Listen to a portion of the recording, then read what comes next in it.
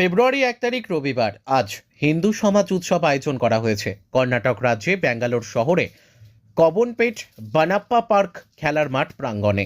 এদিন শুরুতে হিন্দু সমাজ উৎসব আয়োজন সমিতির পক্ষ থেকে একটি শোভাযাত্রা বের করা হয়। এদিন কবনপেট মার্কেট, সোনকালপেট হিংলাজ মাতার মন্দির থেকে শুরু হয় শোভাযাত্রাটি। কবনপেট ও চিকপেট এলাকায় ঘুরে বানাপ্পা পার্ক খেলার মাঠে শেষ হয় শোভাযাত্রা।